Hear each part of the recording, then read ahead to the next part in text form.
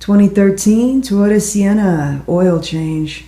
Check the pin comment for the timestamps. General information is next. The oil change starts at about the 120 mark. This is a 2013 XLE with this 3.5 liter V6 engine. The Toyota number for that is 2GR-FE. This same engine was put in quite a few different applications. The procedure is going to be similar for those models, even when they aren't Siennas. Torque specs and filter numbers are generally going to be the same, just double check.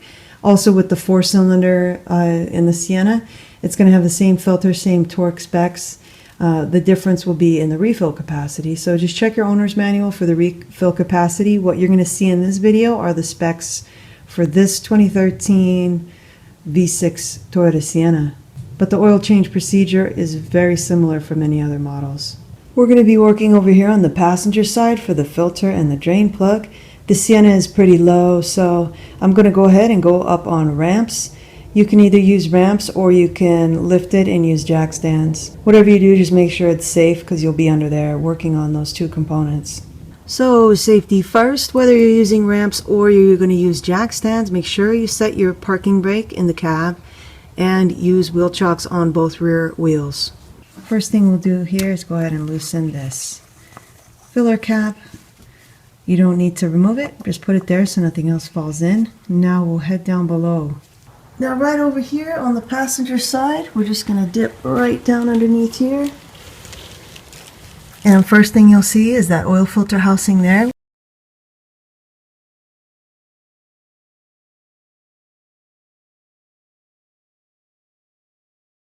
We'll come back to that in a second.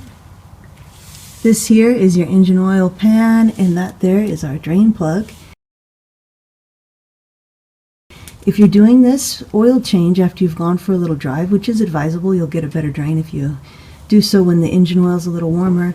Just be advised that that exhaust pipe is going to be quite hot, so don't touch it while we're removing that drain plug. There's a good look here at our drain plug. That's a 14 millimeter. You're just going to turn it counterclockwise as usual.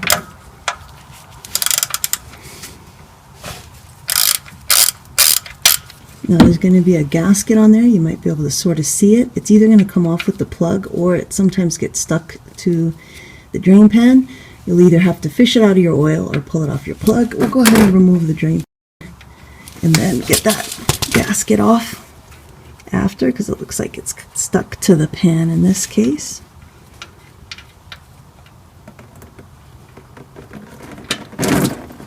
There we go.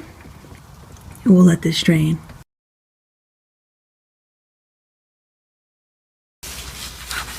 That's done draining there. You can see that gasket's kind of stuck, so I'm just going to use a pick to kind of get behind it, get that off of there.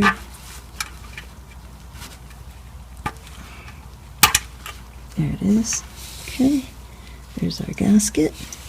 Be sure to account for your drain plug gasket, especially when it gets stuck to the side of the pan and you might forget about it or not even see it. You don't want to double up on these, so when you put your new one on the drain plug, you want to make sure you only have one. There is our old drain plug gasket there. You can see they get pretty torn up. You don't want to reuse these. They're aluminum. They get crushed. Here's our new one. It's also aluminum, just a different color, but it's got the same coating on either side. There's some example part numbers.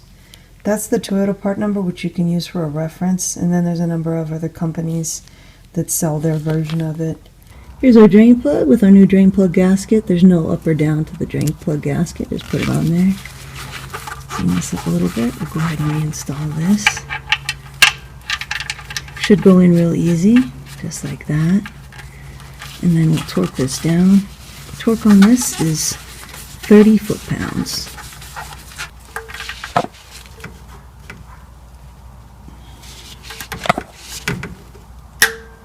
There it is. You just want to clean up any oil that you have down here, just so that you don't think you have a leak later. So with the drain plug back in place and tightened down, we'll next move over here to this oil filter housing. First we'll go to the bench though to review a couple parts. Over here on the bench, this is an example of the kit that you'll need for your oil filter. This is a Toyota number here for the kit. And by kit, it just means that it comes with a little bit more than just the oil filter. It comes with this apparatus, which we'll use in a second. It comes with 2 new O-rings there. And then it comes with the filter itself. You'll look on the filter itself, you'll see it's got a different part number there. That's normal, don't be alarmed like that by that. That's the part number for this actual filter. Now to address these picture directions here that you'll find on the box or maybe in an insert depending on the filter you get. All this is saying here is that we're going to first remove that cap. That cap has a square drive on it. It is a 3/8 square drive, so you'll just use something like this, an extension, or you can put your ratchet on there depending on what kind of ratchet you have. We're going to turn that counterclockwise to remove that little cap, and then when that cap comes out, this little plastic device, this is saying just to kind of rock it into place, and then the oil will flow out through here, and that will reduce the mess. Then the next picture is showing a tool on the ratchet, a little tiny itsy bitsy ratchet they have there. And here's an example of one such tool. This one works really well and it's not expensive. I like this. You can remove it without a tool like this, but you'll need an oil filter wrench anyway. This is nice because it has these features which catch on corresponding features on the housing, and we'll just stick this particular one is a 1/2 inch drive.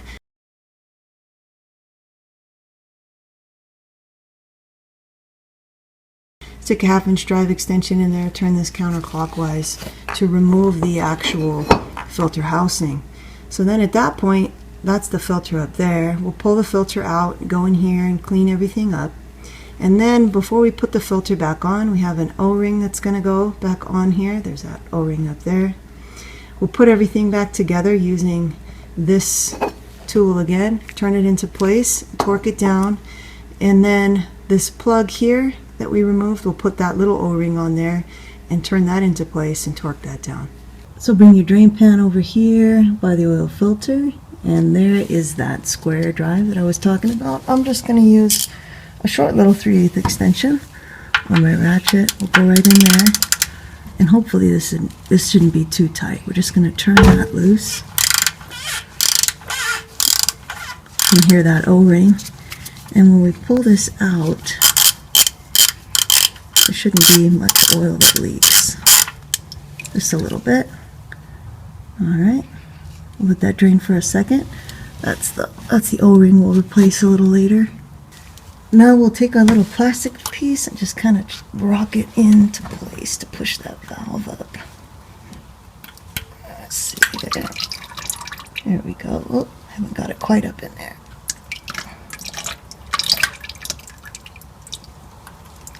Yeah, I'll get it all the way in there. I'm having trouble reaching around the camera. There we go. Not quite.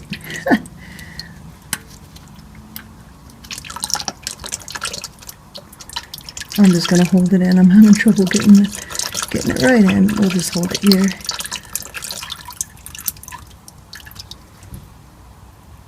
Oh, that O-ring's come off. I'll just grab that right now. Let me try again. Maybe I can get it all the way in there to show you. There we go. You heard it snap.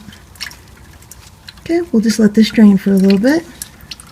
Quick note here, if you're wondering why we don't just grab the outside of the housing and turn it out without doing this, what seems like an extra step of removing the cap and draining it, the reason is because we're following the FSM, and this is the sequence in the FSM. The oil in the housing is not pressurized when the engine is off, but there will still be normal static fluid pressure from the oil inside the housing.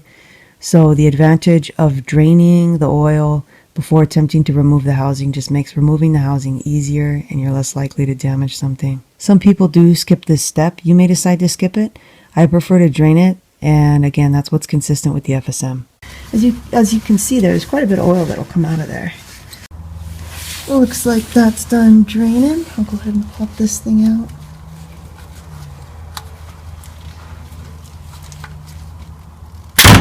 Now we'll go ahead and remove this housing. We're going to need our tool. And I'll show you how those little features fit on there. Okay, can you see how that fits there, and then it also fits on this side? That's the value of having a tool like this. So I'm just going to put my ratchet on it and we'll turn this out. You can hear the O-ring there too. Do have your drain pan under because there will be a little bit of oil might come out.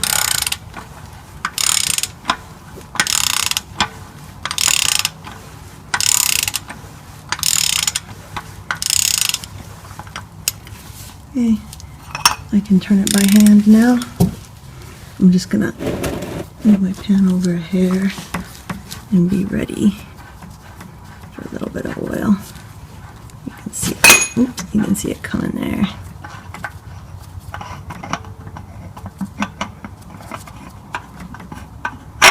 All right, not too bad. And then I'll dump the oil into the oil drain, or our oil collection pan. Let this drain a little bit, and then we'll head over to the bench. I will leave this here though. I don't need all this mess on the bench. So you just pull that filter out just like that.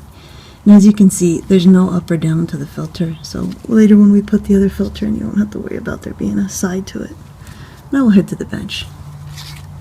Over here on the bench, you can see I've got this cleaned up. Not all the way, but a lot. I want to clean out these threads all the way. I don't want any oil in there. The reason is because that oil will act as a lubricant. And then when I go to screw it on, I might over torque it if there's a bunch of oil on here. This O-ring is going to come off, and that one. Mine already came off as you saw, but I just put it back in there so that you could see. So you can use a pick to remove these O-rings, just don't scratch anything. So try to do it by hand if you can. There's that one. And this little one, I'm probably going to need a pick to get this little one out. So just don't scratch anything, just get under it and pop it out. And then we're going to clean these channels for the O-ring. Remember that there is where that O-ring came out. It came out from there. It did not come out from up here. So you're going to put it back where it came out, which is right there. Okay, cleaning around here. I do want to mention this here. You see that? Don't be alarmed. That is not a brake. That is a design. That's supposed to be there. So don't think, oh no, mine's broken. Nope. If you get a new one, it'll have that exact same thing on there. We'll just get these channels for the O-rings cleaned up, the threads cleaned up. Get it back together. You can see I cleaned up the inside a little bit too. I got a little bit of clean engine oil on this cap here. I'll just use that to lightly lubricate the O-rings here before we install them. And I'm going to slip that on to that channel right there. Okay, go all around it again. Again, you're going there, not up there. I'm going to put a little bit more oil on there. Same with our little O-ring. And we will put that right in here, right like so. And just keep an eye on this because sometimes it does pop out when you're handling it during the install. You just have to find it and pop it back in. Alright, so that's good. Now we'll grab our filter. Again, no up or down to this filter. Just put it, snug it in until it stops. Now you might notice when you put the filter in that there's a little bit of spring resistance. You can hear that and feel that. That's why when you're removing this thing, it's hard to turn it until it gets to a certain point, and then it becomes easier to turn. It'll be similar when we install it back in. We're going to have to compress a spring to get this back into place. The last thing that I'll mention is I know that some people like to pre-fill their filters before install. I'm not going to do that. The reason is because I just follow the Toyota factory service manual on my repairs, and that's not part of the FSM procedure for this application, but you may decide to do it. So filter in, O-rings on. I'm going to leave the cap off as a visual clue to torquing it, but you may decide to put yours on there just so you've got it all in one place. And it is kind of nice that it will prevent that O-ring from falling out, but I'll leave it off as a visual clue. This is ready to go back on. We'll just go and clean the receiving threads there on the engine. There, the threads are cleaned up, and that's what that looks like up in there. We'll put this in now.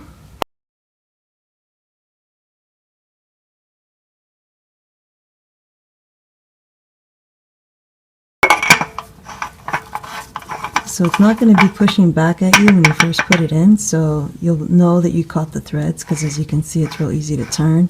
If you're concerned that you're cross-threaded, just back it off. And just turn it in here. And it's not very tight. It's not a whole lot tighter than like finger tight, not finger tight, but hand tight. You can see this gap here, right here, as you're moving in. Now you're starting to get a little resistance. That's that O-ring, and then the spring giving you a little bit of resistance, turning this in. Just make sure that it's going in evenly all around here. You can hear that O-ring. Alright, so feel around here between these two surfaces. There's no gap. It's going in evenly. If it's not going in evenly, back off. Okay, well, I think I'll stop there. Grab my torque wrench. This here is what I was talking about earlier, where you want to watch to make sure that the gap is closing evenly. This part on the housing will turn in and come closer to this part on the engine. Just make sure that it's closing evenly, and then when you finally have it torqued down, there's no gap. There shouldn't even be a gap before you torque it down. When it starts to tighten up as you're turning it in by hand, there shouldn't be a gap. You can feel all around to make sure.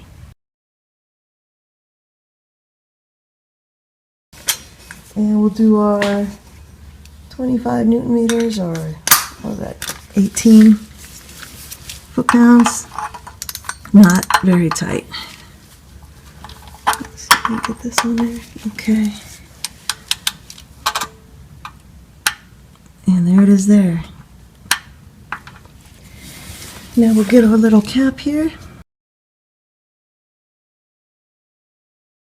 Make sure that's still nice and greased. It is. We'll slip this on. And the torque on this is super duper low. This does not have to be real tight. It's just 9 foot-pounds or 108 inch-pounds.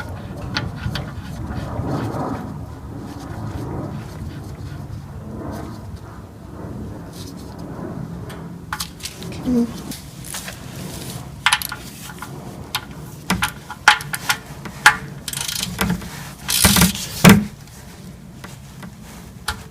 That's it. So the filter is back on. We got our little cap on and fastened in. We have our drain plug in with our new drain plug gasket. We are done down here. Now we move up for the refill. I'll refill with this here. This is Mobil 1 0W20 Advanced Fuel Economy. This is a full synthetic, and you can buy it in this box where it's 12 quarts and it's in a bag, or you can buy it in the 5-quart jug. For the V6, you're going to need 6.1 liters, so you'll need 2 of those jugs or 1 of these boxes, and then you'll have some extra for your next oil change. For the 4-cylinder, you will need 4.4 liters. Check your owner's manual and your oil cap to see what kind of oil is used for the 4-cylinder, since what I'm showing is for the V6.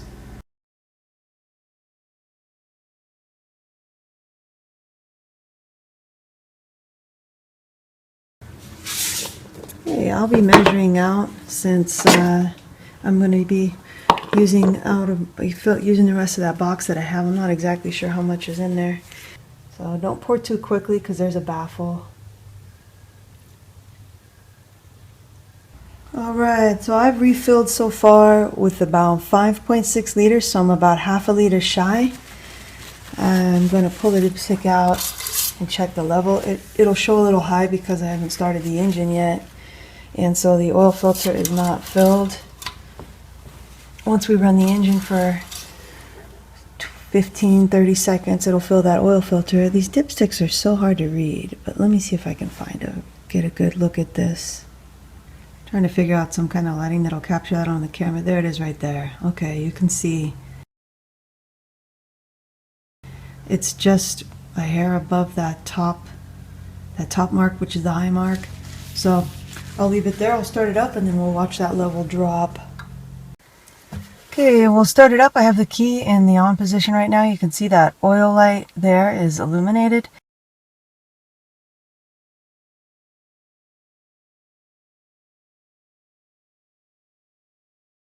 Once we start it up, you want to just keep an eye on that and make sure that that does clear after a couple seconds. So here we go.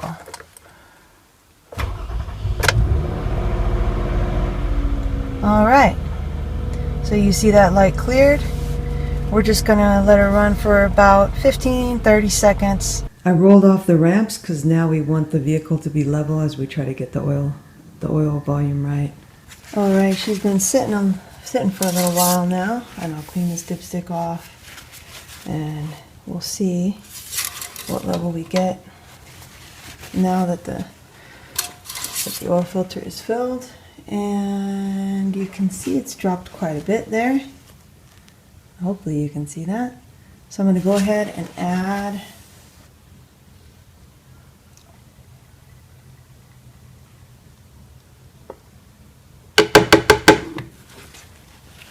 been setting for a while. We'll go ahead and check this oil now. It's very hard to capture it, but maybe you can sort of see there, if I get the glare just right, that right there where the glare kind of walks on that part, I'm a bit over halfway, maybe like 2/3 between the high and low. So I'm going to leave it there. I'll take it for a test drive. Okay, so if you're done refilling, or at least for now, make sure that cap is on there nice and tight.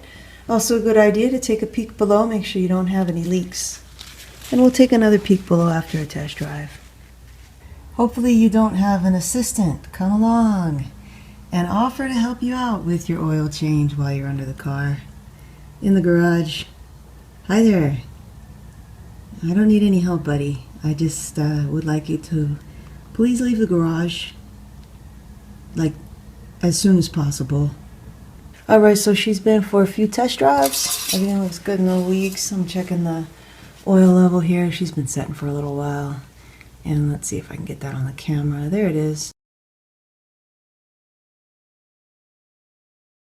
Hopefully you can see that. I can actually see it pretty well with my eyes. It's so hard to get on camera. But I'm at about the 4/5 mark, let's call it. I'm going to leave it there. So far I've put in about 6 liters. The refill is 6.1 liters, so I'm within range.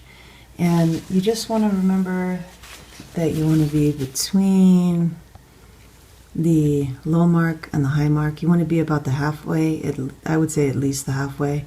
In this range, like where my finger is, between halfway and just below the high mark, that's pretty much where you want to be.